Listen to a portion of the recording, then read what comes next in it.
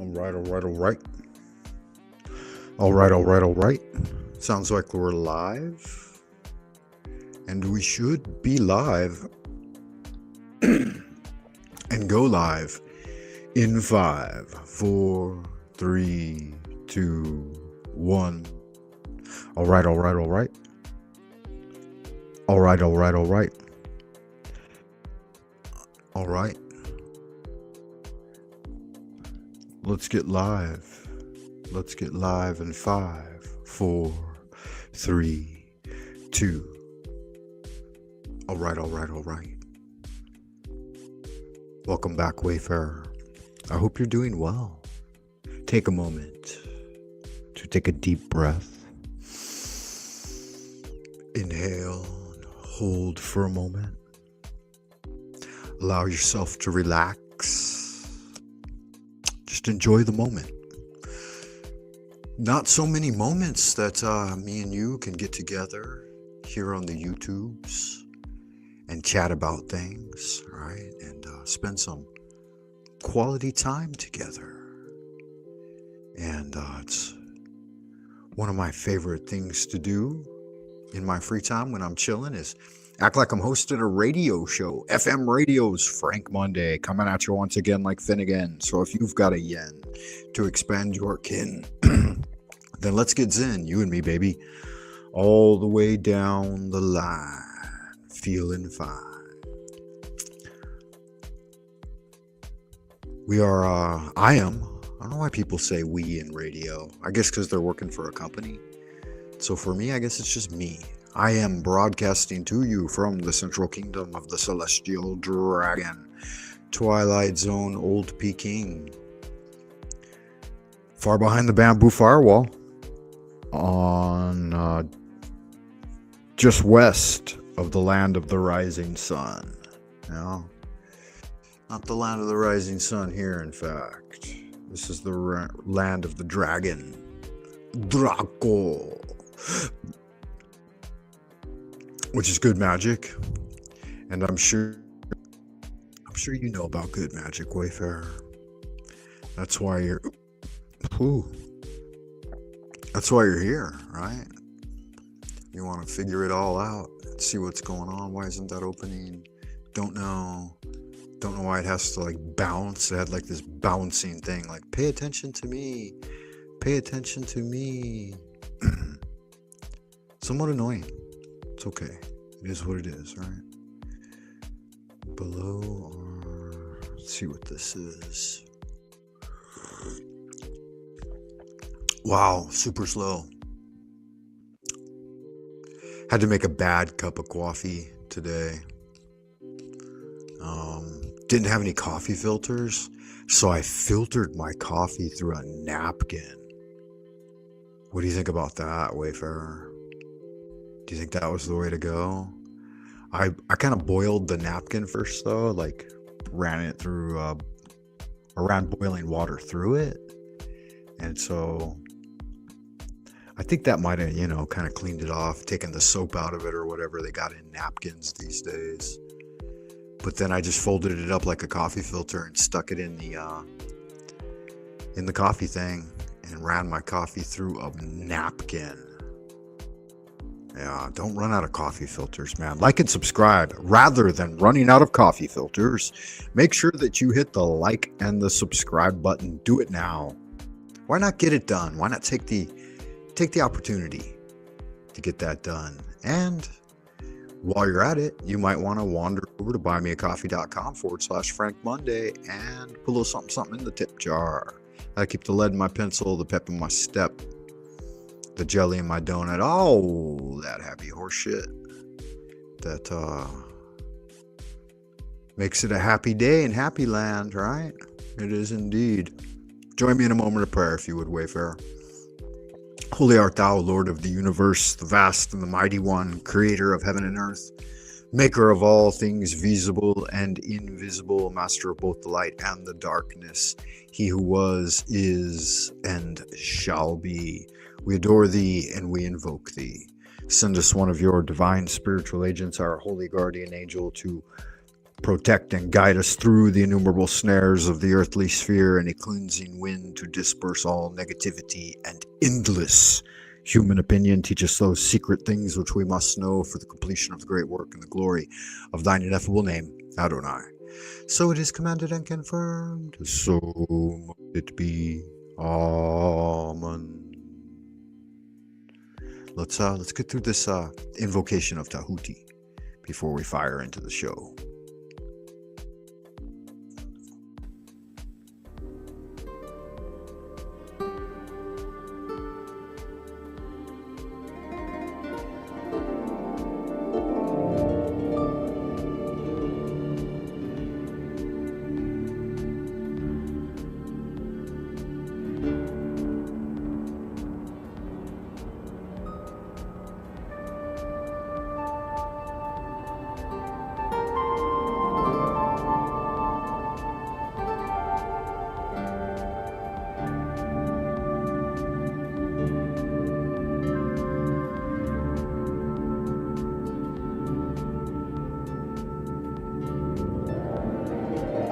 Invocation of Thoth.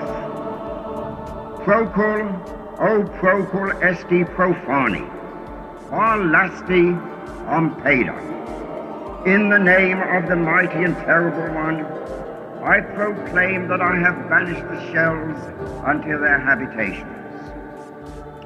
I invoke Tahuti, the Lord of wisdom and of utterance, the God that cometh forth from the veil. O thou majesty of the Godhead, wisdom-crowned Tahuti, Lord of the gates of the universe, thee I invoke.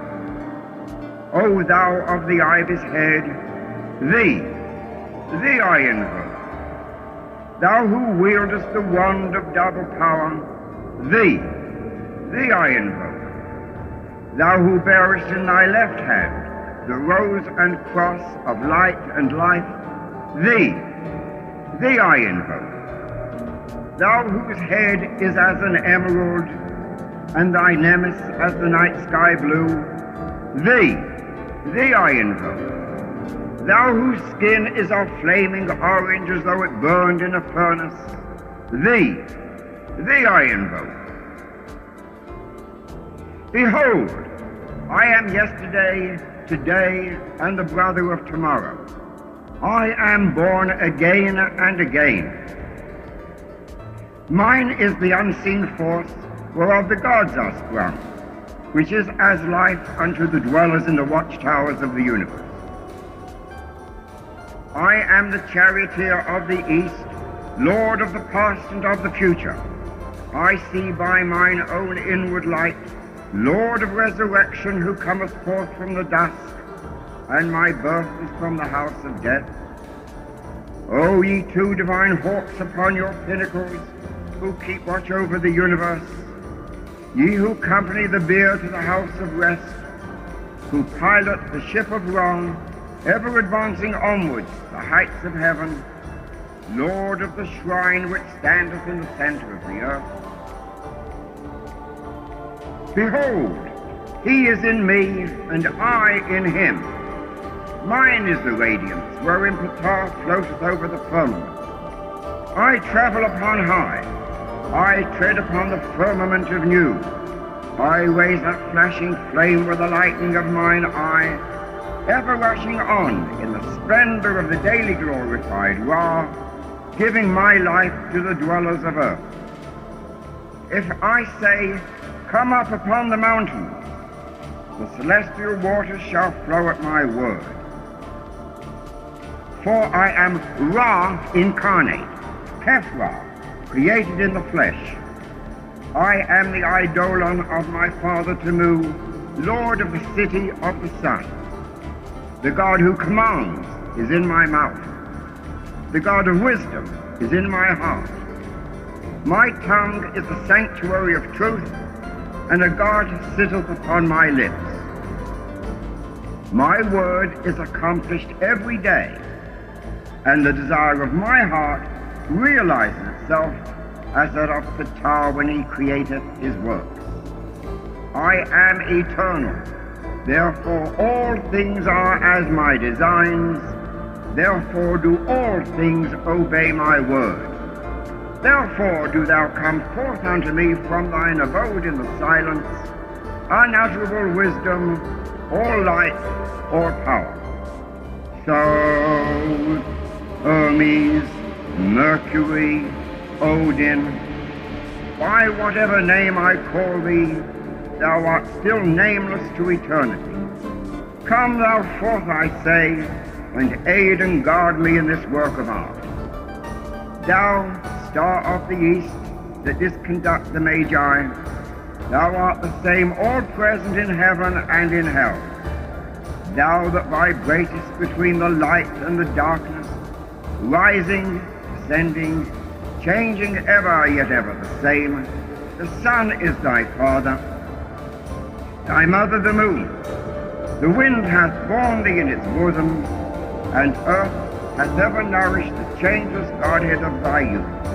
Come thou forth, I say, come thou forth, and make all spirits subject unto me, so that every spirit of the firmament and of the ether, upon the earth and under the earth, on dry land and in the water, of whirling air and of rushing fire, and every spell and scourge of God the vast one may be obedient unto me.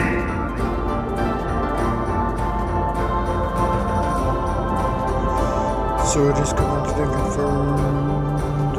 So mote it be. Amen.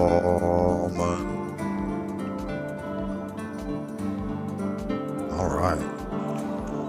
Welcome back, Wayfarer. I hope you are doing well. So, that was Israel Regardi giving us the invocation of Tahuti. It's good magic. Ad astra per aspera, Wayfarer. Invoke often. Inflame yourself with prayer. Hail unto thee who art raw in thy rising, even unto thee who art raw in thy strength, who travellest over the heavens at the uprising of the sun.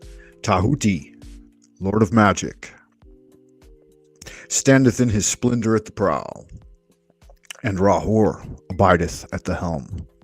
Hail unto thee from the abodes of the night. Remember, O neophyte, goodness alone is power, silence is strength. Will regaineth omnipotence, and love lieth at the foundation. For is not love the law? Love under will, and do what thou wilt, shall be the whole of the law, for the glory of the great work, and the grand architect. The great work is before all things, creation of man by himself, that is to say, the perfect completion of his faculties and his futures, and essentially the emancipation of the will. So we'll be getting into some documents today. One I've got ready here. Let's see if I can remove that and see if this PDF will load up. Sometimes StreamYard gives me a little bit of trouble, but it looks like it's functioning pretty smoothly today. Put myself down there in the corner. And I'll remind everyone that the link is pinned if you'd like to cruise on up and say hello. Going to be looking at the keys of magic, and one I highlighted in the conversation of the title is resonance. And so we're gonna look a little deeper at what resonance means and how to figure it out in the magical path in combination with the great Tao. So one document I've been studying religiously since I was in my 20s. I probably came across this document when I was in my late teens, but I really didn't start digging in until I was in my mid-20s, after I had about, I don't know, maybe 4 or 5 years of studying Chinese at university, because I wanted to approach Chinese understanding of things like this is Lu Zu's Bai Zi Bei.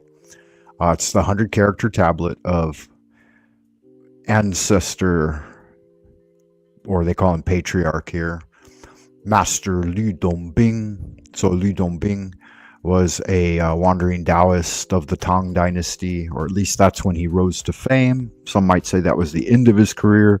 He was reportedly between 900 and 1,000 years old at that point. So he was purportedly an immortal. He was also a historical figure, though, that lived and loved and lost and all of that fun stuff. But it's got it divided up into different sections here. Rumen, Xingyu Qi, 4 big sections. Neidan, Chengjiu. And the last section is Shenzhong, Wei Xiang.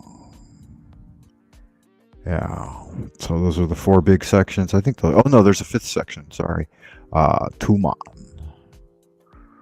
Xuan Zhiying. And I think it's in the last section, yeah, where they get into the stanzas on resonance. So we'll start from the top and go through it together here on the old Frank Monday channel. If you have interest in magic and spiritual refinement, then this will be an episode for you. We'll try to keep it into about an hour. If anyone shows up, we can open the panel and have a little bit of discussion about magic and try to establish a stronger understanding of what that is and what that means to the community. Of course, you may ask the question, why do it at all, right? Because no new horror can be more terrible than the daily torture of the commonplace. So let's break through that commonplace miasma and mediocrity and take it to the next level. Let's level up. So we'll level up with the philosophy of Tao in combination with magic. So I'm making a list here. I'm building an ad hoc list, impromptu, for today's show. And I wonder if I can create a banner for it. Yeah, we'll go ahead and do that. The Keys of Magic by Frater Francis Lunas Aristeas of the Ordo Templi Astarte. I'm going to put at number 1, I'm going to put intention. Then at number 2, I'm going to put will / power. Not willpower in and of itself, but will and power. And then at number 3, I'm going to put resonance. And so we'll be moving all the way through to number 3, or resonance. So the keys of magic, as I see it, intention, will, and resonance.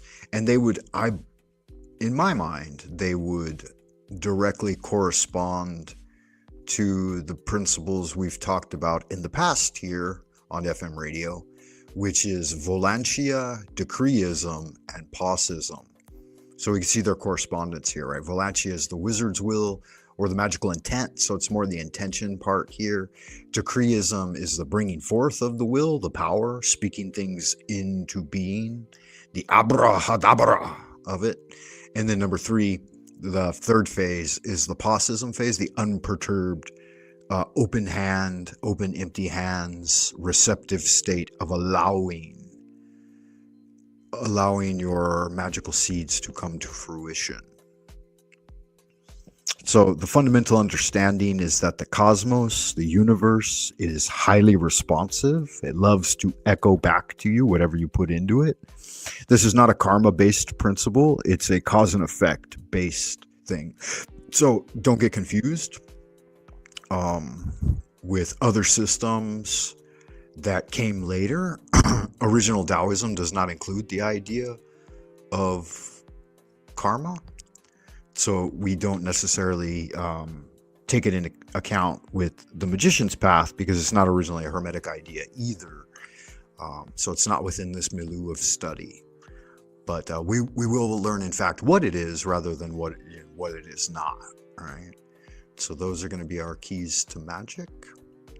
And we'll start with the reading with that direction in mind. So this is the 100 character tablet by Master Lu. All right, so the first section here is 1 through 4. It says Rumun, which means to enter the way, entering the Tao. Rumun means to go through a door or a gate. So this first section is a kind of initiation, all right? It's or an introductory to the material, right?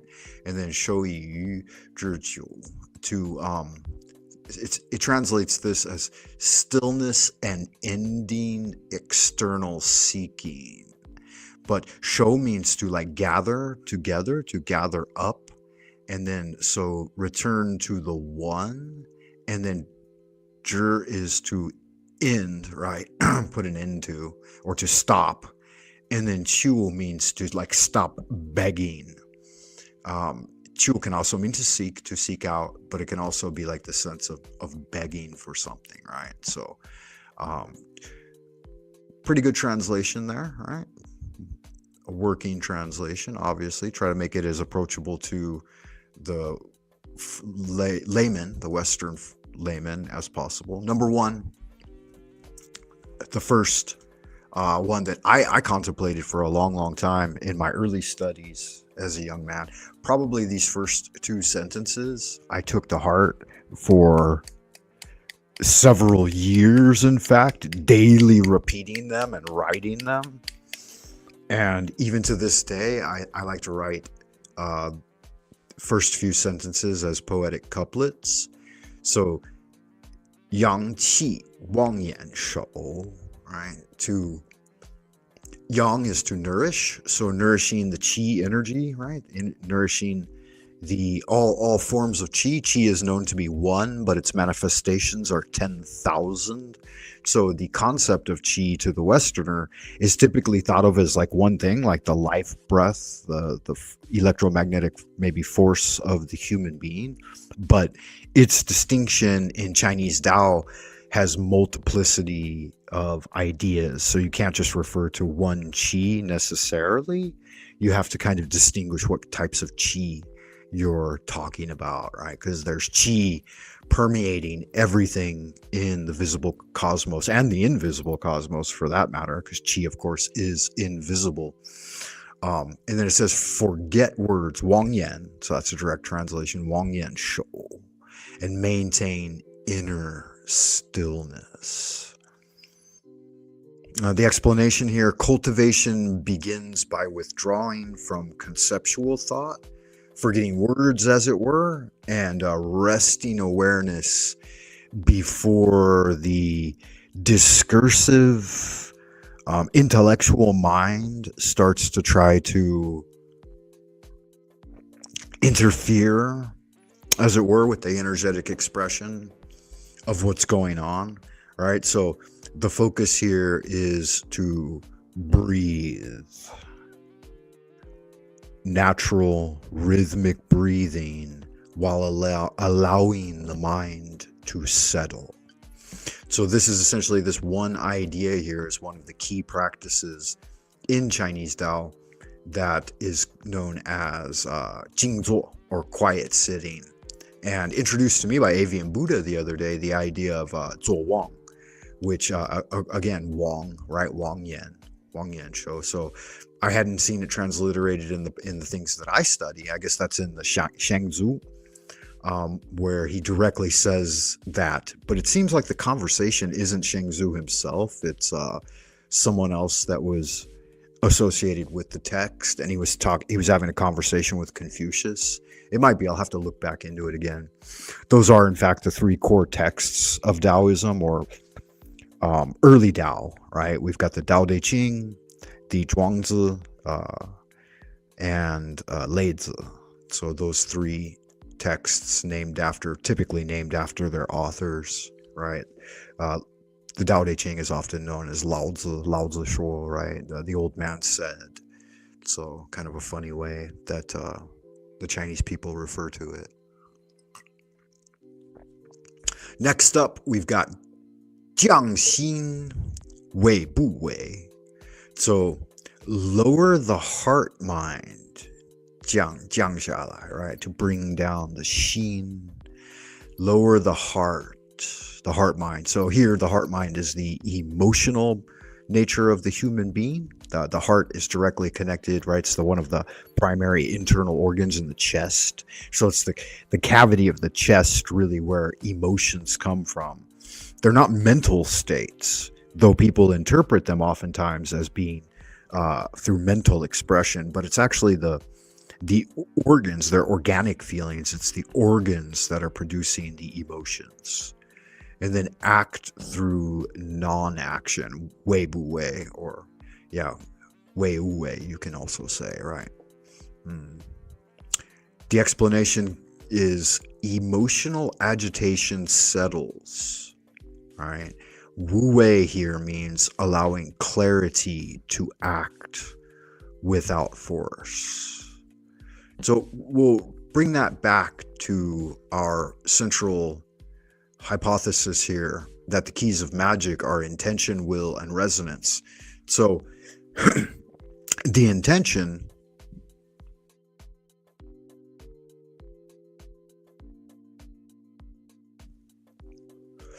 and at the same time, I think I'll try to avoid too much cliche or trivial language in bringing this to an explanation, but it's sometimes it's impossible to do so. So please forgive me if I deviate into some trivialities to highlight. But the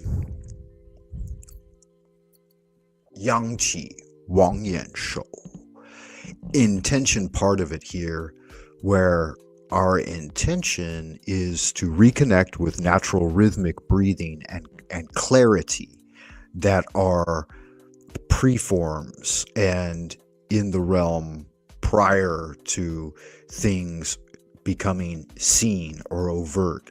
So obviously within the hidden nature of things, and that's always where your dwelling before speaking or acting is within the realm of the invisible.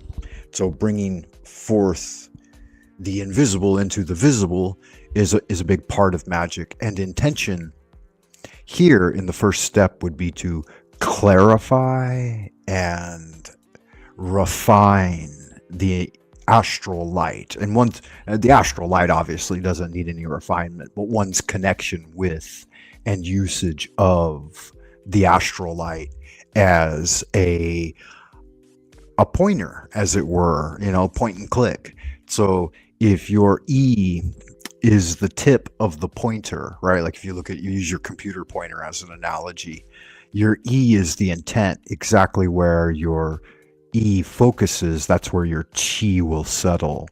So this is why it is said that Yi Dao, Qi Dao, or wherever the intent goes, the Qi will follow. So if you put your intent on your altar when you're doing prayer and practice, then the Qi will gather on the altar. When Chinese folks are burning spirit money and doing ritual work for a deceased loved one, they will go to a crossroad, make a circle in chalk, and then burn spirit money into the circle with a gate, a mun, right? Rumun, you see the character above, 1 through 4, and it's got enter the gate. They'll make a circle, a magical circle with a gate that's directed out toward where a Taoist priest or a Taoist wizard will have told them that that's where the energy should flow towards their ancestral spirit so that they can receive that money in the hell realm, as it were. It's funny, people call this the hell realm, but they haven't seen the old Taoist hell realm, man. It's pretty gnarly.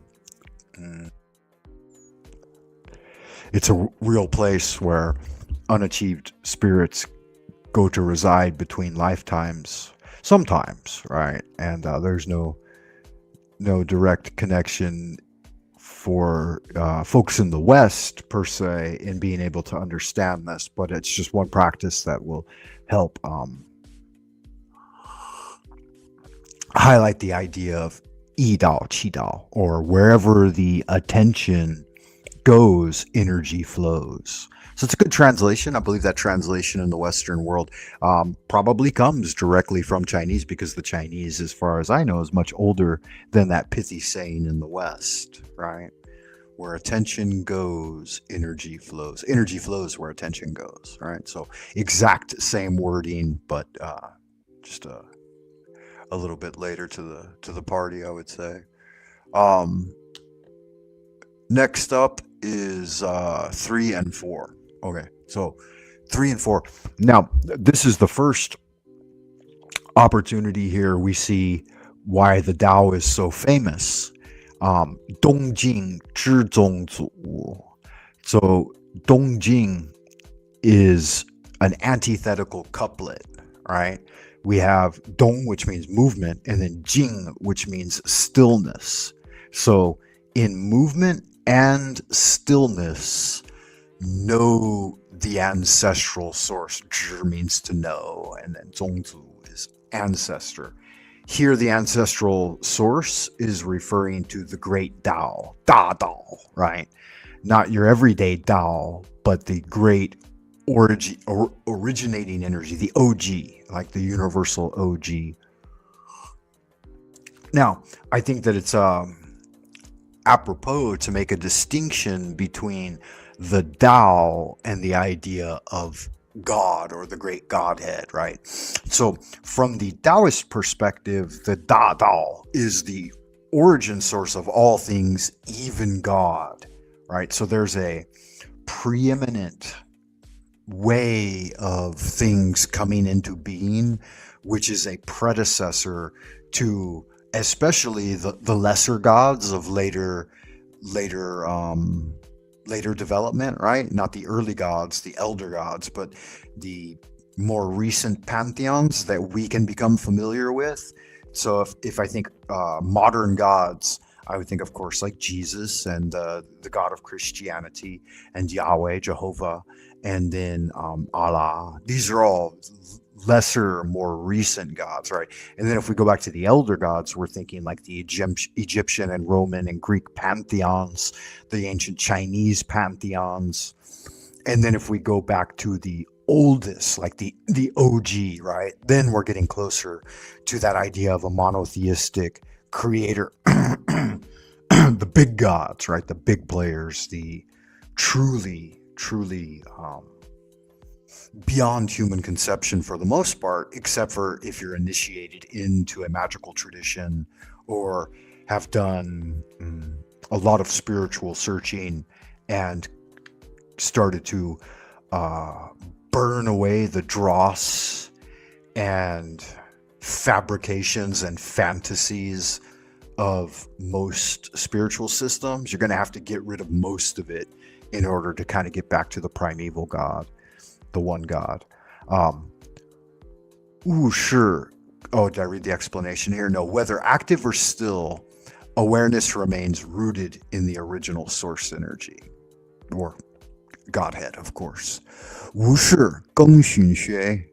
Shui here is kind of a mistransliteration. It should be xie, but Southerners will tend to say sui or xie or shui when it's correct literarily. It can be, but it's I won't get bogged down in the Chinese because I don't think anybody watching my channel really cares that much about Chinese. When nothing is lacking, right? Wu shi means no thing, no affair, right? Is lacking. Then whom else would you seek? Right? Geng Deshang or Gengzhe means to follow, or can also mean to seek out. And then Ling is like a form of spiritual energy, like Ling Huan. And then Sei, Xie, who, right? So the question word is put at the end in Chinese sentences, right? It's not usually as a subject. If in English you say, whom else would you seek? And in Chinese it would be, nothing matter, seeking who, right? So you'd speak more like Yoda with a little bit of inverted grammar there. So that takes care of the first 4 lines and the Ruman. Nourish the chi, forget the words, settle the emotions, and act without action. Instill in movement and stillness, know the source, and do not seek. Here, it's kind of a reference, right? Like they're referring back to the previous line, and they'll do this with poetic couplets. Like the first line will foreshadow the second line, and the second line will refer back to the first line. So here the xie is referring back to the great ancestor, right? The Da Dao, the Zongzu, right? The great ancestor. And yeah, so right, who would you seek other than that great original source in your meditation? So you could translate it as something like, when you're deep in prayer and meditation, then seek out none other than the Father God, right? Our Father who art in heaven, hallowed be thy name. So kind of a fun way to go about getting to that idea, right? And I think my banner's in the way for the next section of that. Yeah, so you see right down there at the bottom, the next section is just in the Chinese so far, and it just says Xing Yu Qi and Bu Mi Cun Hui. And we'll look at what that means. Let me flip the page here for you, Wayfarer. And welcome back. Thank you for joining me, whether you're receiving this transmission now or at another time. I am going over the 100 character tablet with you, a work by Master Liu Dongbing, and my favorite patriarch of Tao, because he didn't leave a lot behind, but he left enough behind for a young man seeking to study the Tao to attempt to emulate, and I think that's good enough. Right? If you've got a copy of the Tao Te Ching in hand and you've read through and understand, of course, the 100 character tablet was something that was meant to be memorized and deeply actualized in one's life and practice. But if you've read through it and you kind of understand it and you start working your way through it, I think that's really enough. You need look no further. But it's up to you how much you want to look at, right? 真常虚应无, 虚应无.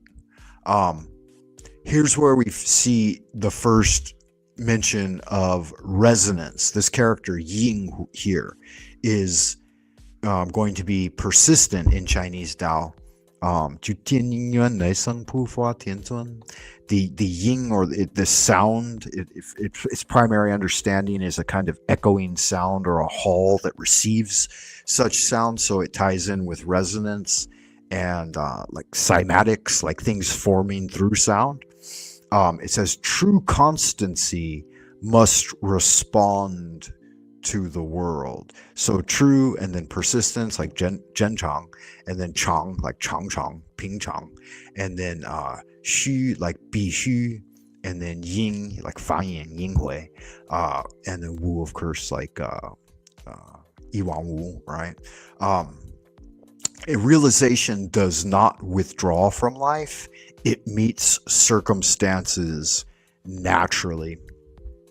I would further indicate here that what's going on with these characters is a little bit different than you might at first kind of understand.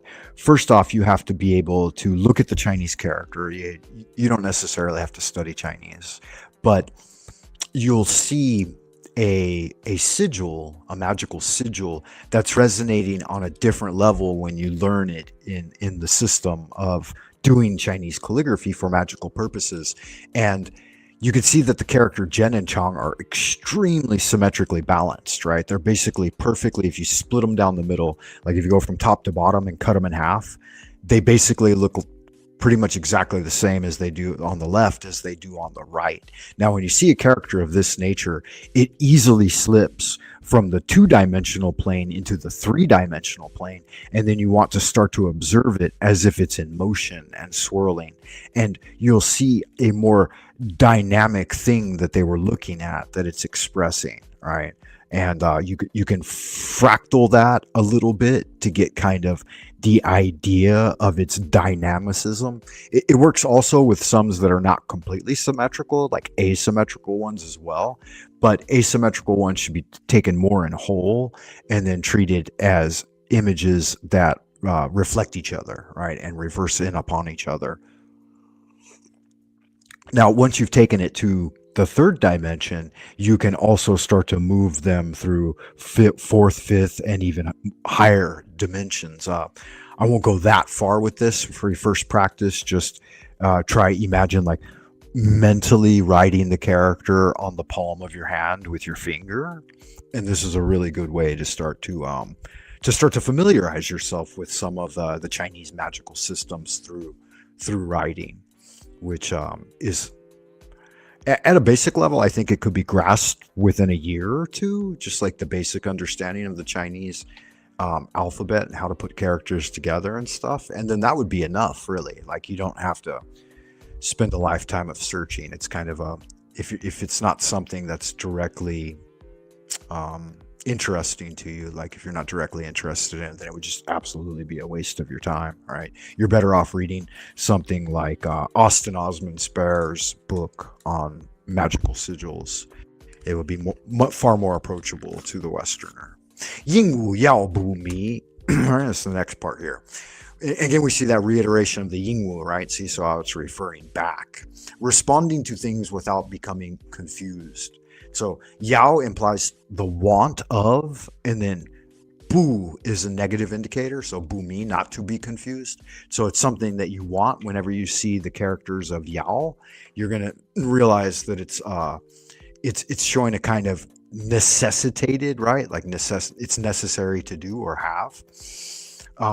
It's not the same as a desire, right? So Yao can be broken, wanting can be broken into many different forms. Like we have here, we have want in the form of Yao.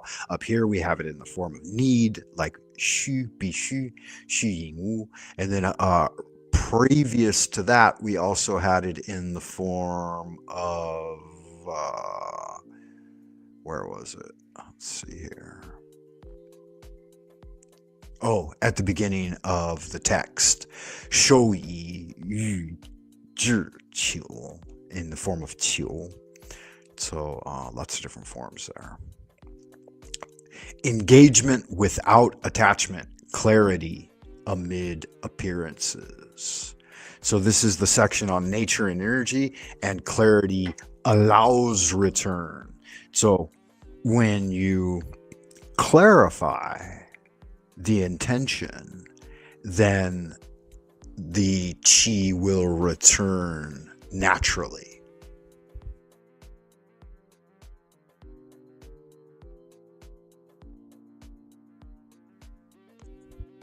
And that's kind of, the text is pointing that out here, that let's see here. Oops, my computer's not responding. Sorry, guys. Yeah, that the true constancy will definitely need to respond with the world. This brings in the idea of the prosaic, right, is something that's of the world and needs to be dealt with in the world. And then you are able, when you deal with the prosaic by terms of the commonplace, then you're not confused by anything, right? A thing is a thing, you just deal with that thing. So when hungry, eat. When thirsty, drink. When tired, sleep. Do those things that must be done. And then no confusion arises. Without confusion, your original nature abides. This is why in Tao, for the most part, they said that the ordinary, average, everyday individual who's just engaged in a regular life doesn't need to do any spiritual learning, really. They just need to be ordinary people that do ordinary things, right? And if you, for the most part, if you're striving towards goodness, then God or the gods, according to the idea, will recognize that and respond to you. And you shouldn't be impressed or driven to spiritual fantasy or engaged in any type of overt seeking for things beyond your means, right? Just do that thing which must be done.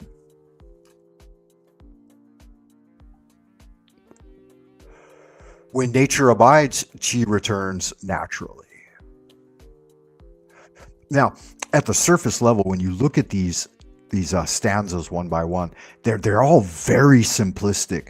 But when you contemplate them at the level of understanding the Chinese a little more deeply, then you're going to see there's actually a lot going on here. And so I won't get into the deeper esoteric meaning of it right here, but I'll say that the Xing and Xingshi and Wuxing, and then to Zhu, right, to actually be settled, like establishing the cauldron and organizing the five elements and understanding the expression of the octahedron and the shining trapezohedron. That's implied here. All very high level, deep, meaningful magical systems that are integrated with this just two characters, right? It's saying so much with so little, right? Get this done, do this thing, which is no small thing, okay? So just understanding Xing and then understanding how to establish its firmness in your being is, yeah, that's no small thing. So it's funny that he's just going over it in a single breath, right? He's wasting no words here. This is not a treaty on grand eloquence, right? It's in the Qi Zi Hui. Oh, good God, right? I mean, to any practitioner of meditation or breath work or qigong or kung fu, like, you know exactly what's going on here, and I needn't pontificate, right? Nei Dan Chengju, right? So the internal elixir will immediately manifest, right? Kanin Li, Jiao Huan, Jiao Lin, or later we'll see Jiao Huan, right? So once the qi, look how it refers back again, right? Qi Hui Dan Zi Jie, and so you could have an entire series of this, right? Xing Zhu, Qi Zi Hui, Qi Hui Dan Zi Jie, right? Dan Zi Jie. You might say Dan Zi Jie, Shen Zi Sheng, right? So you could go on and on and on with this type of pattern. It's a very common pattern in older Chinese poetry. These 5 character stanzas where you can just see the thing happening, you could see it building, and with even just a little bit of learning and understanding, you'll be able to bring this to the next level and start to utilize it and see where it's going, right? So Hu Zhong Pei Kan Li, when, oh, sorry, I didn't read the first one. When qi returns, the elixir forms by itself. The philosopher's stone is spontaneous. It's not manufactured. And this statement here, that the golden elixir, the philosopher's stone, the quintessence, forms by itself, is a really important statement for young practitioners to realize, because it cuts you free from all forms of worldly striving. Like, you don't need to go out and get ritual accoutrements for your magical study. You don't need to go chasing down books or elixirs. You don't need to get involved with the latest exercise fad. You don't need to spend 10, 20 years learning Chinese Kung Fu and Qigong. You don't need to do any of that. All you need to do is abide in your natural state, and the elixir will form. Right now, of course, the elixir is not going to just form, right? So there are things you have to learn, at least the basic process. And what it references here is that when you have, it says, Hu Zhong Pei Kan Li, when the sun and moon, water and fire, when the sun and moon, true yin and true yang, yin qi and yang qi, unite internally, right? When you have, there's an old saying in Chinese that when the wizard has the sun and the moon in a box, right? He's got them trapped in a box, and it's just a single line, but 道士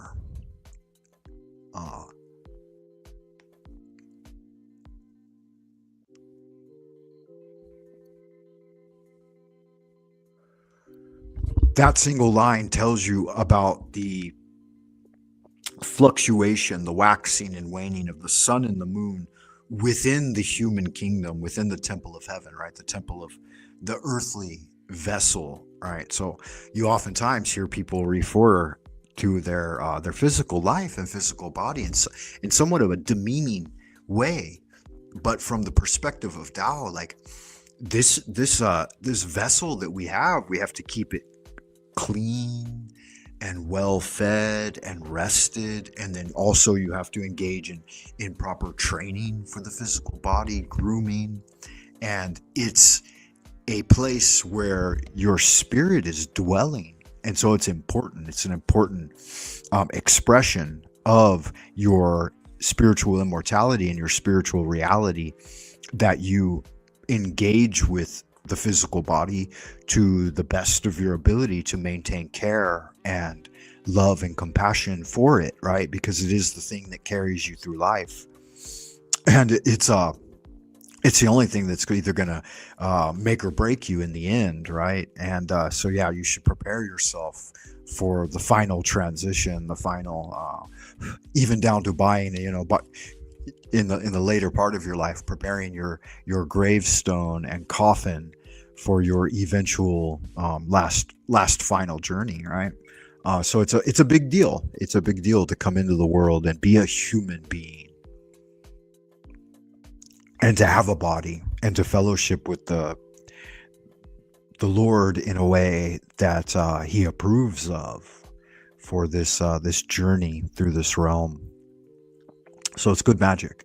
Let's get back to the text. Water and Conley, so you'll need to study some of your Bagua and I Ching here, but just know that true yin and true yang is true feminine and true masculine, right? So like the divine feminine, the divine masculine, and how they interact, and they're within you, they're within your body and mind, and you have to balance those. You got to balance. Every boy has a little girl inside him, and every girl has a little boy inside him, right? And you got to balance that. It jumps right into that next up, right? So it mentions it as Kan and Li in the 10th line, but in the 11th line, it calls out the yin yang, right? So in the West, you guys say yin and yang, I think. And the correct is here in Chinese in line 11. You can see that they say yin yang, yin yang, yin yang, sheng fan fu, right? Yin and yang generate cyclical reversal. So the Kan and Li, the fire and water, the moon, this is the character here for moon, and this is the character for sun, but they have a little something extra on the left side. It's like part of an open door, right? So you basically have the moon at the door and the sun at the door, right? And then they give birth to. What do they give birth to? To cyclical reversal. Fan means to return. Fan fu means to go back and forth. Right? Fan fu shuo, you say it over and over again. You do something over and over again. So continuous internal circulation returns one to a pre-celestial state, right? This reference to yin yang, and in its true sense, right, like Kan Li, like true yin and true yang, is a pre-celestial alignment. And the pre-heaven state, we have different formations.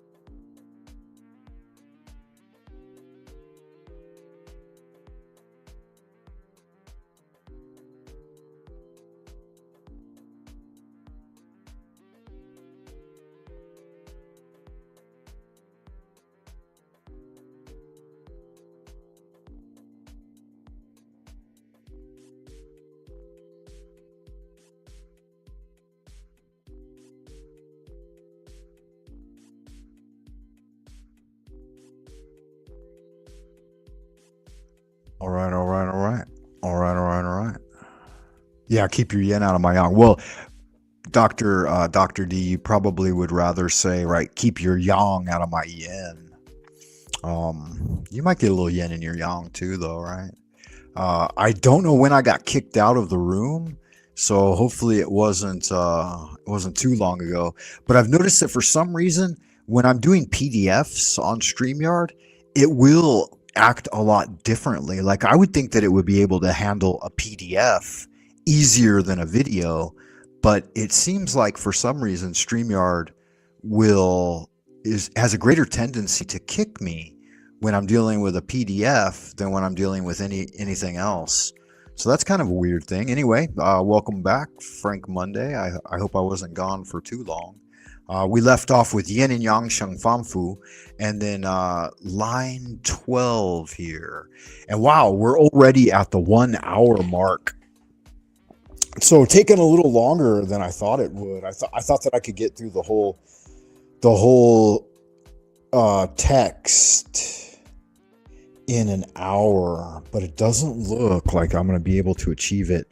So you know what I'm going to do? I'm going to leave off here at line 11, because the next half of this is going to require a little more explanation and endeavor to understand. It's kind of the more advanced part of the text, as it were, right? It's the culmination of the thing. So I'll say we're halfway through, and when we come back to this text, don't forget to remind me in the future, Wayfarer, if you want to get more into the 100 character tablet by Master Liu Dongbing, that we'll spend another hour with it, because I think we can finish it up in another hour, but I'm going to need to have that good vim, vigor, and enthusiasm going into it, like I did with the first half here. So the text that I endeavored to look at with you today here on FM radio with Frank Monday is Lu Zu Bides the Bay, or Master Lu's 100 character tablet. This is OG stuff that you can find here in Beijing at the White Cloud Temple, and you might be interested, endeavor to learn a little more about the White Cloud Temple in Beijing. It's kind of a good thing, man. It's the school of the Chunzhen Taoism, the sect of ultimate clarity, or complete reality school of Tao, right? Which it's funny too, because my Shifu was from southern China, and he, during the time of the great upheaval here in China that happened, a while back at the founding of New China, his family was kind of driven out, or chose to flee, we'll say, and reestablish themselves on the island nearby.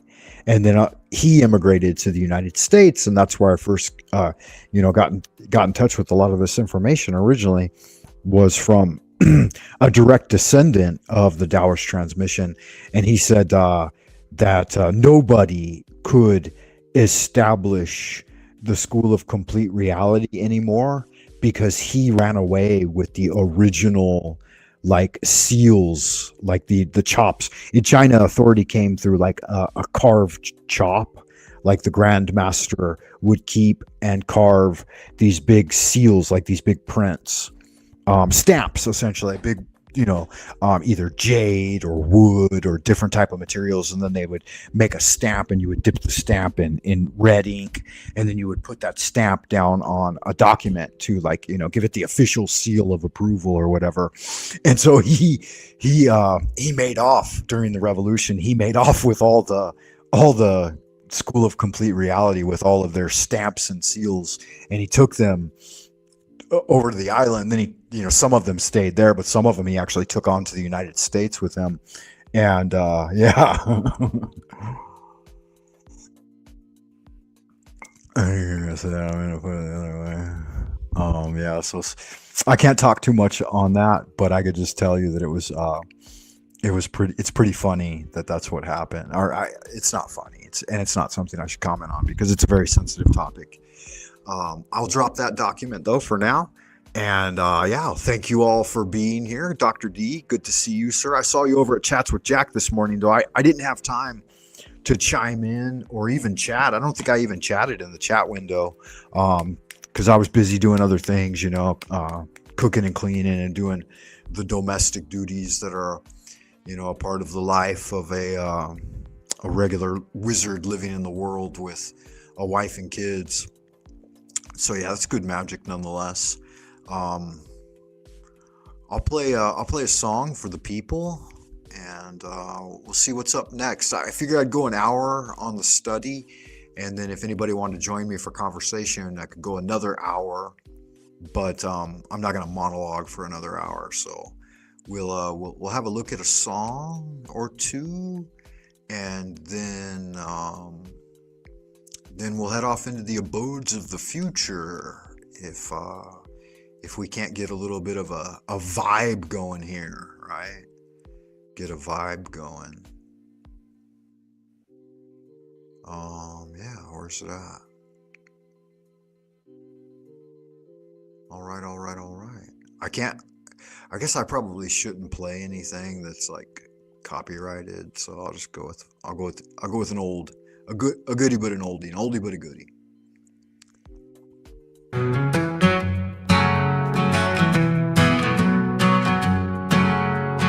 Eagles flying high, cats on the prowl, devils in your bed, their whispers so loud, witches on my heels, so they'll steal, running in the dark, truth they conceal, blood on the walls, splattering a sink.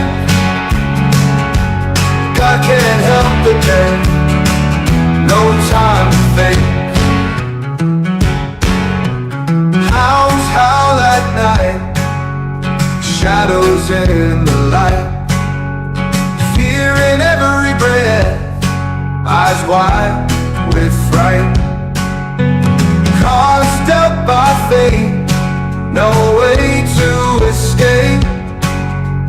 Threads getting tight, can't see the daylight.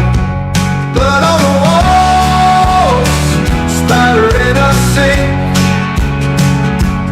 God can't help the dead, no time to think.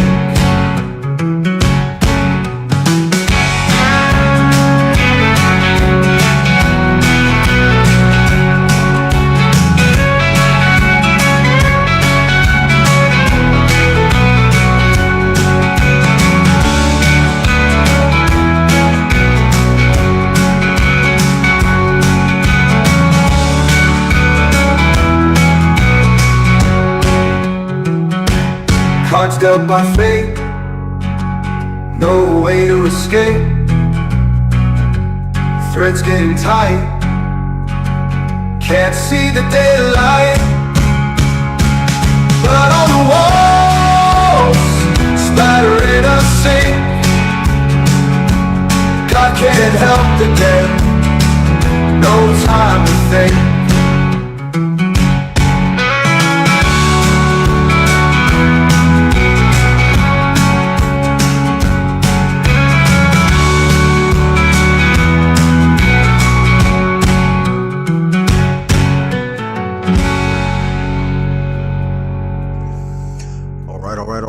That was Dweller of the Dark with God Can't Help the Dead.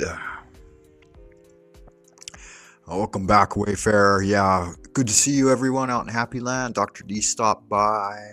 The Chatter King stopped by. I'm suspicious who that might be, right? Good magic nonetheless. We'll go with one more before we roll on. Again, I pinned the link. If anybody wants to keep the show going for another 30 minutes or an hour, then hit the link and we'll get that done. If not, then we'll go do other things, right? So one more song for the people. Fire burns on Beirut shores. My lover long gone through death's door. Swamp whispers of things before. Darkness takes what light restores. Demon cats stalk and play in the swampland. Shadows dance, love turns to sand. My lover I know fell at their pawed hands. Lost to the night, no more promised land. Oh, it's fire burn, take this pain away. Lost in the swamp where shadows sway. My love gone where night holds sway. Dreams and nightmares blend to gray.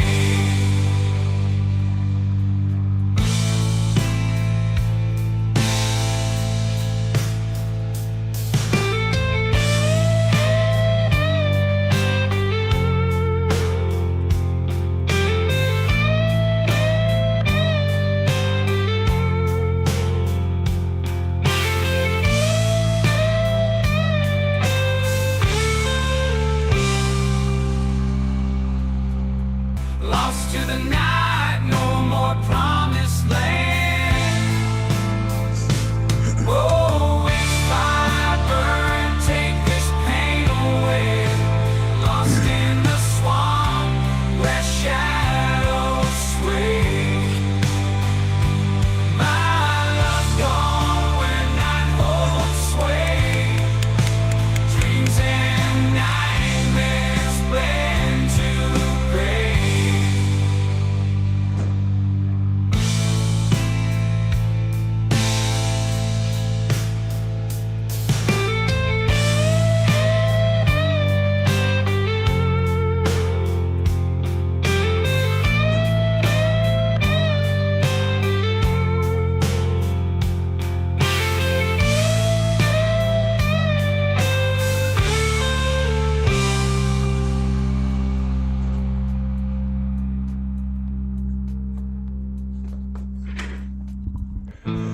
Which Is fire burns on Beirut shores.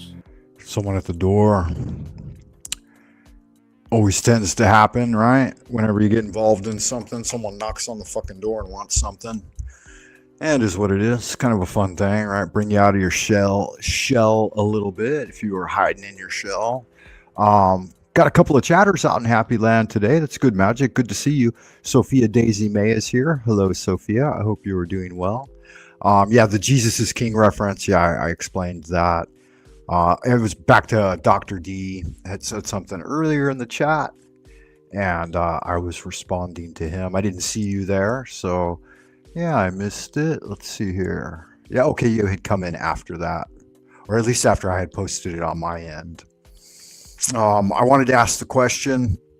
I know not all of you guys are magical practitioners, but you are practitioners of spiritual science, I would assume. Otherwise, you probably wouldn't resonate with my channel very much. And I doubt that anyone would come back if they thought that, you know, spiritual cultivation wasn't worth their time, right? Because that's kind of what I'm trying to get going on here. So I said, how do you practice magic? And maybe you don't, right? Maybe you do other things. So how do you engage with your spiritual cultivation? What things do you hold within you that you would deem to be of value for your spiritual life? Then I go on to articulate the question a little further, like meaning along the lines of, you know, your paradigm, your cosmology, what you try to embrace as the understanding of the creative process playing out in life every day. Like, what are those things that serve you in your day-to-day with your day-to-day life? with some kind of higher purpose. Like when I start the show, I always start off with the prayer to Abraxas, right? Holy art thou, Lord of the universe, which I consider to be that it's just a representation of one of the highest stems that is a little bit beyond the average everyday cognition of the layman. All right, it's a little bit beyond, but once you've reached it, then you know it's there, and you don't have to worry about it. Right? It doesn't become a situation of argumentation anymore. It becomes more like a walking away from all those things of the ordinary world. Obviously, slowly, especially when you're, someone who's immersed in the daily living of a regular life. Okay, so Sophia says, yeah, just got here. Good to see you, Sophia. Yeah, not to worry. It's been a long day. So much to take care of, never ending. Keep trying to alchemize and transmute it all to make things better. Sophia says that she resonates with the message and her focus on Christ, the ultimate alchemist. Yeah, and from the Hermetic perspective, it would be thought and realized that Christ was one of the greatest magicians, and he was a descendant and an inheritor of a longer line of magicians, dating all the way back to, King David, Solomon, Moses, Ezekiel. These guys were steeped in it. And it was the Roman Catholic Church that took the magic out of Christianity. When Christianity in the early days began, all of the Greek writing was filled with magical papyri, and it was inseparable. Being a Christian meant that you were a magical practitioner in the early days. And it was only later that the church started to root that out of it. And so that's why I wanted to talk about the keys of magic. I believe that a pure intention and an intention to connect with the divine energy, to see God's handiwork play out through you, is kind of the magical idea. I mean, it is essentially the magical idea, right? And so why should I do magic in service to God? And there are very clear reasons, and it depends, again, on your practice. So, and then number 2, will and power. So it is not my will that I do, but the will of the Lord, right? And so then how do you know what that is? And so the HGA comes in here. You have to establish conversation and communication, right? Establish conversation and communication with your holy guardian angel, with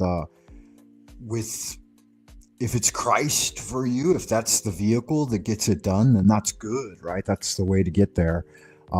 Obviously, for me as a practitioner, I would keep Christ first and foremost in my heart, but I would connect with a different thing through the will and the power.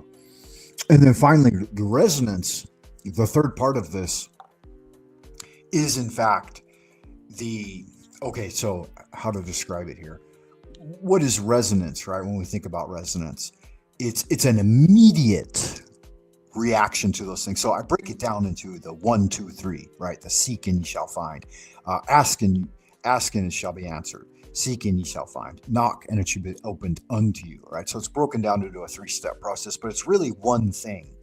The E is the striking of the chord, and the resonance is the sound generated by that. So if you imagine the analogy of an angel strumming on a harp, each time you grab one of those chords, that's where the E touches the thing.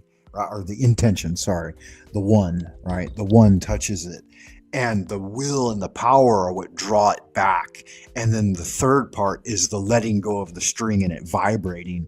Now, if that string's vibrating at a high frequency, any other strings that are set to that frequency will also vibrate. So if you have say you're in a room with, a guitar and 50 other guitars in there with you or whatever, or you're in a room with a harp and there are 50 other harps. And then when you strike that chord, the other strings calibrated to that frequency, strung to that tone, to that note, will then resonate with that sound, right? So this is what the resonance thing is. And in the Western analytical mind, we will often separate these things into we'll divide it into subject, verb, object, right? Like I strike the chord and then it resonates. But in the Chinese idea of the thing, right, like the chord is resonating, it would be like more in the subjunctive sense, right?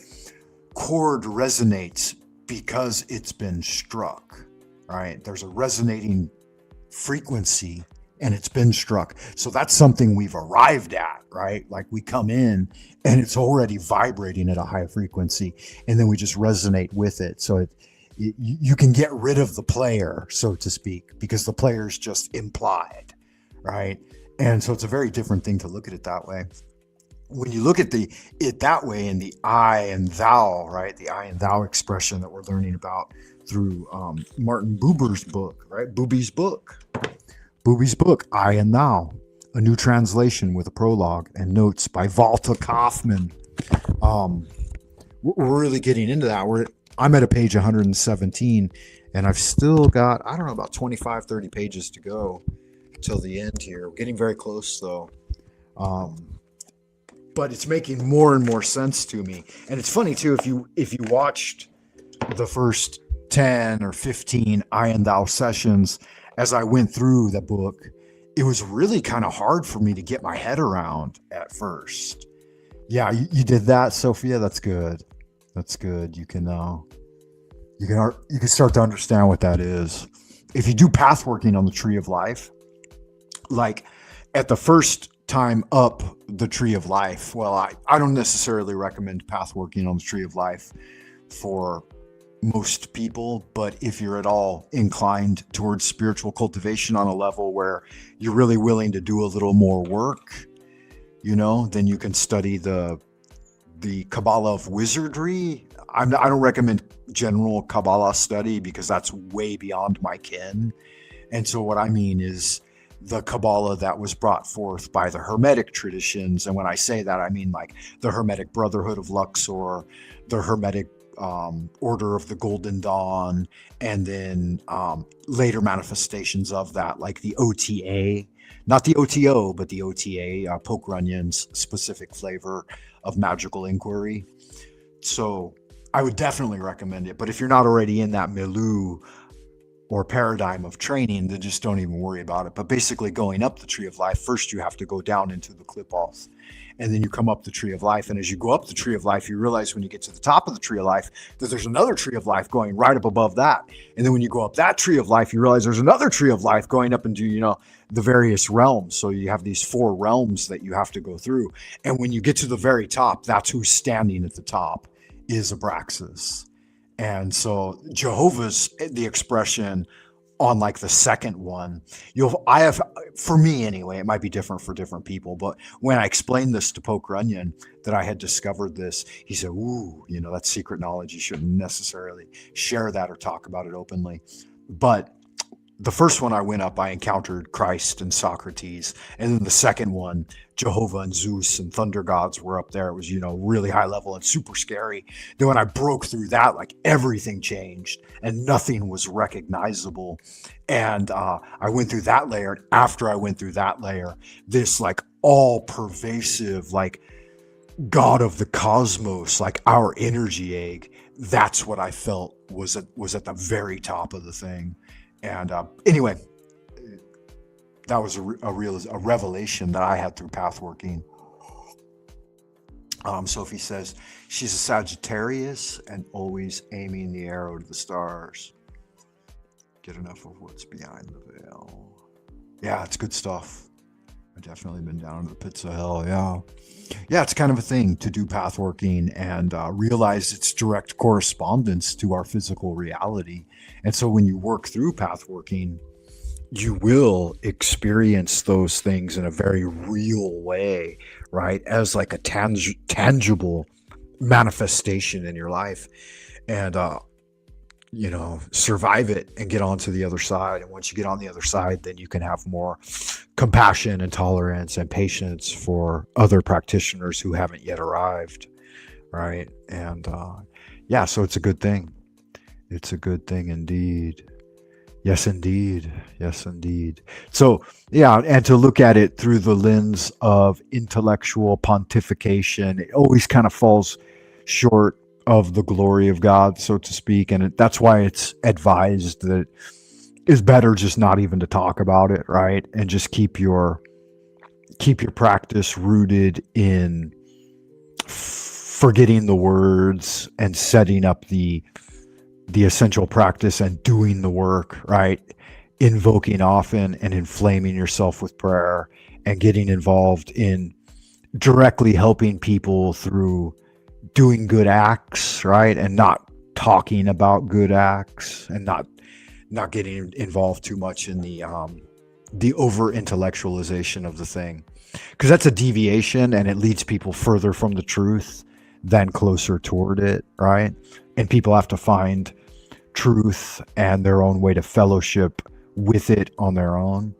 But I think with that said, then you can't go about not saying anything, because then people who are genuinely looking for it won't be able to find in it. So you do have to leave footprints in the sand, as it were, and stepping stones for spiritual success, so that others can find their way toward the mountaintop, toward the the temple in the clouds, or whatever you want to call it, right?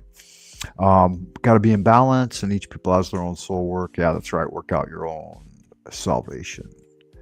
Yeah, it all brings a richness to life. It does. You're right. A spark in the dark lights the day.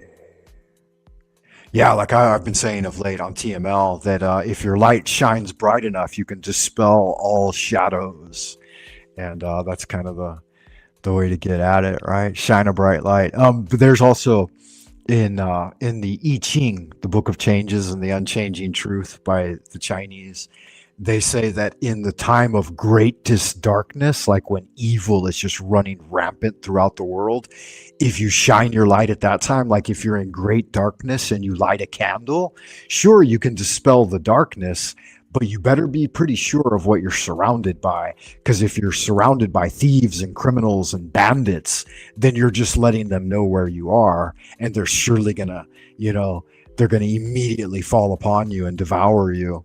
And so it kind of plays in with that.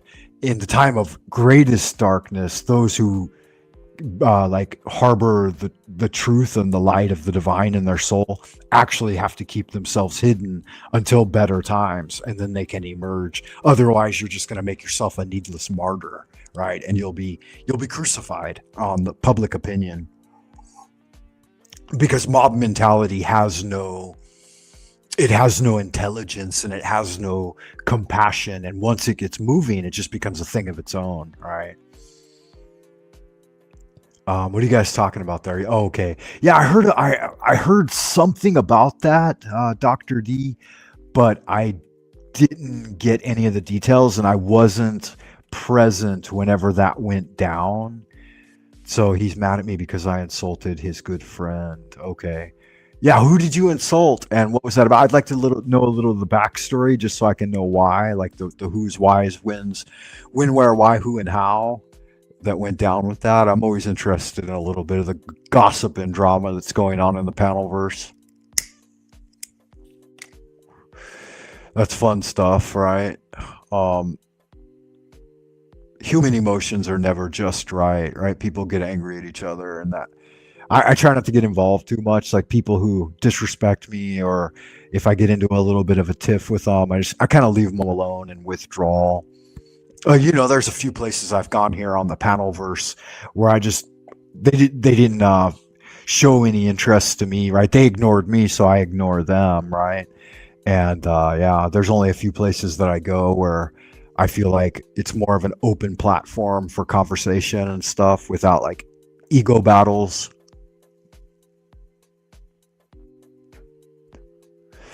Okay.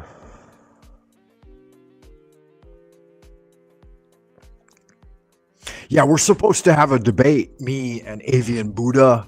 We're going to debate the value of. I think it's a claim of value, is what I'm making. I'm making kind of a claim of, I guess, the threefold claim of fact, value, and policy. And so our basic argumentation is that he's more interested in Buddhism than I am. I've had very little exposure to Buddhism or its ideas, a little bit in my early life, but for the most part I've kind of avoided it like the plague, because I think that there's a lot wrong with Buddhism. And I wanted to study Tao, and that's why I came to China. That's why I came to what's considered to be like the OG source of Tao, Beijing. Beijing's like the cultural center of Tao in China, because it's the capital, and they seized the OG documents, right? Like the original translations of all of those documents are here in the Forbidden City, the Imperial Library. And so they're within our archives. And some of them are kept at like White Cloud Temple. And so if you want to have access to like some of those OG tablets and scrolls, then this is where you have to do it. Like I said earlier, during the revolution, a lot of them were actually taken out of China, but that's neither here nor there. A lot of them remained too, and the ones that weren't destroyed were kept. Like they destroyed pretty much anything that was a copy, and then just kept like the original, like as many original documents as they could here in the capital. But it's a long and slow process to get initiated to that, and to receive, like to get permission to look at some of that and work with it, and then to work with people who actually know what the fuck they're talking about and have already utilized it to achieve like spiritual transformation. Like I said, I've been over here going on 3 decades now, and I've only had a few rare opportunities. Some people get more of a direct day-to-day opportunity, but it's because, they sacrifice a lot, and they're able to stay close to that, which is not something, like I said in the original part of this conversation today, it's not something that you have to do. And so if it requires too much of your time, attention, and energy, then why do it? Because the return on investment is not going to be what you think it is, right? It's not going to be as worthwhile as a young man you might have thought, right?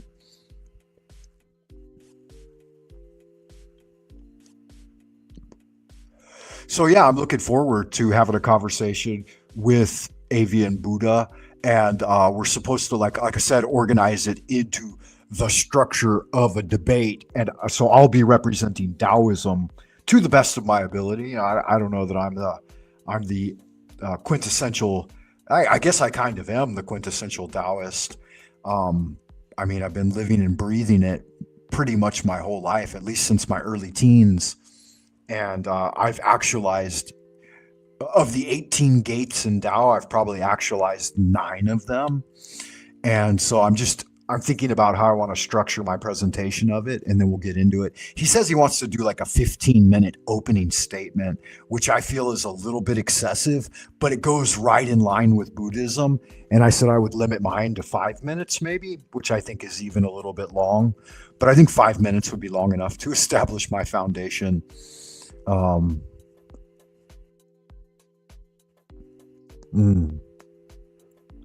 Yeah, I agree with this, Sophia. Better just to let sleeping dogs lie, right?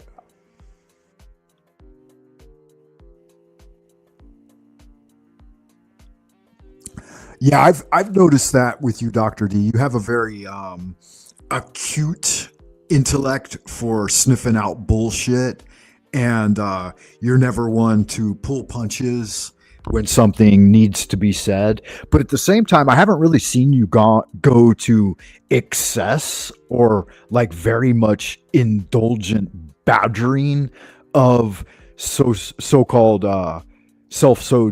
dummies in this realm, like where you're just beating a dummy over the head for no reason. That doesn't seem to be your MO. Your MO is usually to find like the inherent absurdity, like you said here, or the inherent contradiction in the thing itself, and then to root out that, which I wouldn't find to be offensive to me, really. Like, I know that avian Buddha is well read and deeply committed to his practice of Buddhism and his belief in it. And I would say when I was younger, like in my mid 30s, I would be willing to argue the points day and night about Tao being far superior to Buddhism. But now that I'm in my 50s, I'm like, good God, it's been so apparent to me for so long.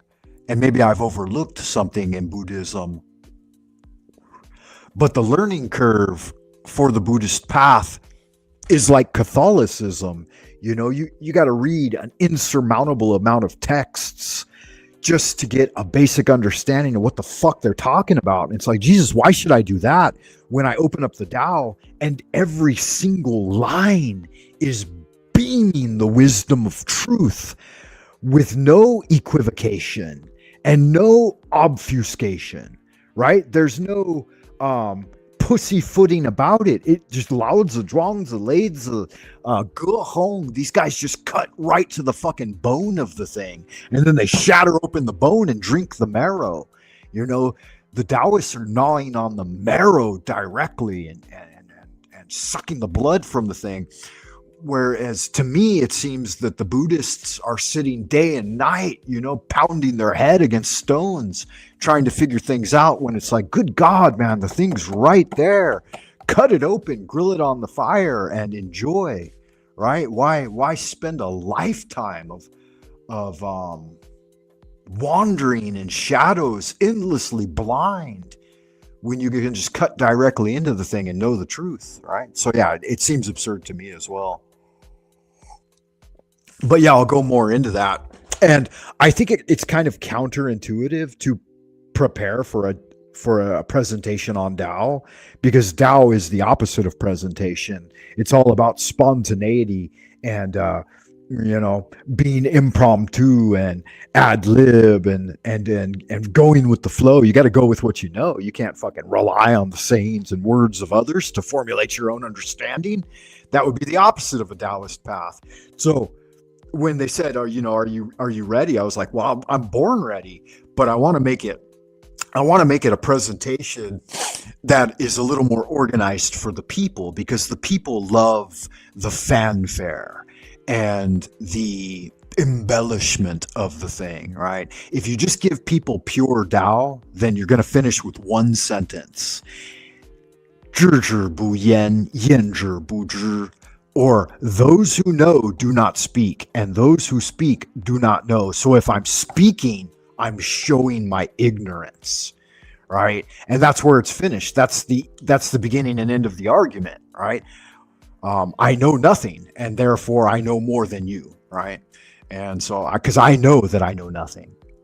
And yeah, you can't go much further beyond that without sounding like a complete fool. But I'll save that for the finishing part of my argument, right? Typically, I have very little investment whether people like me much or not. Let me look at some of this. But I regret not staying on good terms with my friend TML. It was a foolish conduct. Yeah. And I mean, is it something irreparable? You know, I mean, what did you call him? A dirty cocksucking nigger faggot? Is that what got you? Is that what got you banned? Because that's something that's just so commonplace, prosy, and ordinary that I don't think it even should be worthy of mention. Right? That's how I got banned from NPC the game. NPC the game now thinks that I'm a racist. That old Frank Monday, he's a racist. He said cocksucking nigga faggot on his channel. And as a result, right? It wasn't even on my channel. It was on Truther Cop's channel. He's a racist, right? Mommy, I'm begging my waddle. My pacifier fell out of my gob. Can you come over and change my diaper? He's like, oh my God, really? Really? That's the level you want to stoop to? Anyway, I thought it was funny. And it was like they were pushing me for an apology. They're like, oh, you said nigga faggot. You should apologize. I'm like, really? Really? Does that really irk you? Does that fucking get under your skin, right? Does that ruffle your feathers and rattle your cage? Because that's funny to me somehow. Mr. Monday, I appreciate your evaluation. It's great somebody's capable of paying that much attention out. Yeah. I got pretty loose with my insults on Mr. Bird Brain. Yeah, that'll happen. That's funny, though. I mean, what are you going to do? What are you going to do? I don't do it when I panel up on TML. And were you just in the chat? I mean, if they took that shit from the chat, that fucking serious, then that's kind of overstepping on their part. And because, like I said, I've never seen you panel up or I've never heard your voice. I don't know that you've ever gone on and done the voice chat or the video chat or any of that kind of thing. Very sensitive about the coloring crowns. Yeah. Yeah, he got really upset, which is I thought there might be some potential to build some collaboration with NPC going forward, because he lives right near me. He lives over here on Taiwan, and he he likes to talk a lot about race. Like, he presents himself as a black Mexican, being from the States and stuff like that. I guess his children are probably half Chinese too. So he's going to have like black, Mexican, Chinese kids, which is pretty cool, right? Because they're going to be, super mixed folks, which, ain't nothing wrong with that. I love all kinds of race and race mixing. I don't necessarily think everybody should do it. And I think for the most part, societies that are more homogeneous are more stable. Like the Chinese society, they ain't gonna fucking pull no punches when it comes to their homogeneity. Right? Like the race here is so thick you can cut it with a fucking knife, right? But it's it operates kind of in a different way. So, it's apparent in all nations on Earth. And in fact, the United States is the only place that kind of played with the idea of, hey, we should build a world that's not so focused on, your own given gene pool, and kind of reach out to other people and let them have some say in the thing too. And the U.S. is the only one that attempted to do that. And it's the only one that has attempted to do it in a way that might be somehow manageable, and it's not. It's falling apart, right? So it shows where that kind of thing really leads to. But you got to give the U.S. first and foremost the props. Probably France. I think France might have been even kind of earlier in the game with trying to do that kind of thing. But I think that the U.S. is the only one that really tried to do it on a grand scale. Like in France, maybe they, in Paris. The major city centers of the old world, Paris, Milan, these kinds of places. Yeah, I've noticed that, Doc. That's why I kept asking you. I wanted to see if maybe, because you seem to have a pretty well-refined intellect and ability to articulate yourself through the chat rooms. And I was wondering maybe if you wanted to have a conversation, that would be something that could prolong today's show. But yeah, I've gone 40 minutes longer than I like to for just Frank Monday monologuing into an empty room. And I know the room's not empty. I know that you're here, Dr. D, Sophia Daisy May. Thank you. And your presence is beloved and cherished. And I believe there was another person earlier on, but yeah, if there's not like a sounding board and some vibe to kind of get into, it's kind of hard to maintain hours and hours of transmission unless you've got a good docket of ideas and videos and stuff lined up, which I'm not going to do, man. I work a full-time fucking job, and that exhausts me enough. You guys know that I work 50 to 60 hours a week at my day job, and the only reason I've been streaming as much as I have is because we've been on holiday. And so I've been out with the kids and traveling around, and then like even on vacation, I'm on vacation, but I got a full family in the house. I got a wife and 2 children. And so I got to get involved with that kind of thing. But I would like to, my retirement and stuff, which isn't far off, spend more time trying to develop some sort of internet presence here on YouTube and having fun with you guys and stuff and opening panels. But it looks like it doesn't look like I'm ever really going to be able to get any kind of panel momentum unless I start scheduling like interviews with people. I think I'm going to do that. I think I'm going to start reaching out to some of the people in the community that are more interested in like having a talk and doing interviews, which is where I started. I started with like real associates, people I had relationships with in the real world, and then getting them to come on YouTube and talk to me about things like my hypnotherapist, for example.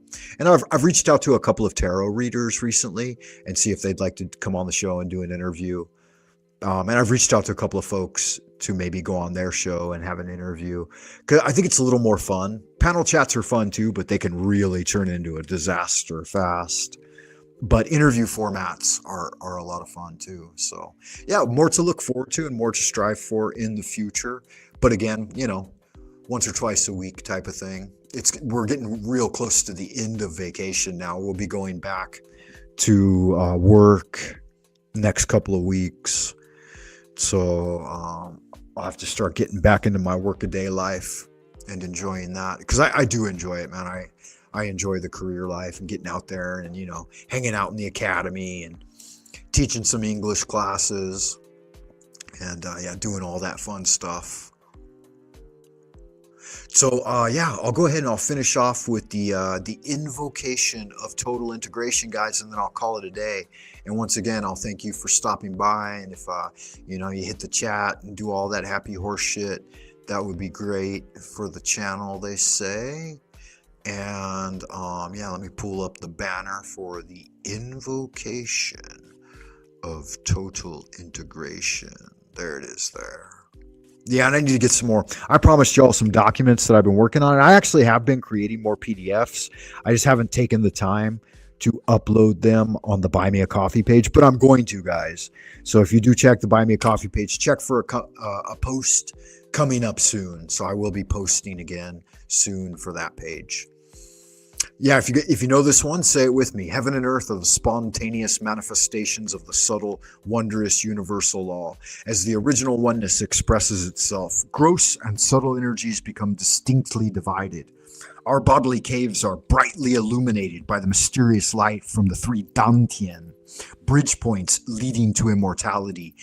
The powerful spirits of the 8 directions conjoin our being with the true origin of life.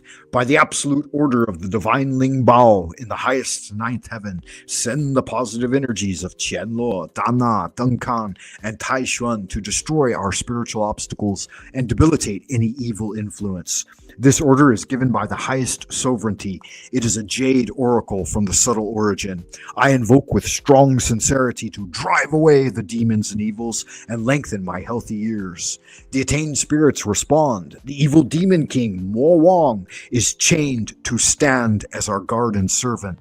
The powerful atmosphere has been generated, dispersing all negativity and endless human opinion. The Chi of Tao is everlasting. The Book of Secrets is opened and revealed to us. So it is commanded and confirmed. So mote it be. Amen.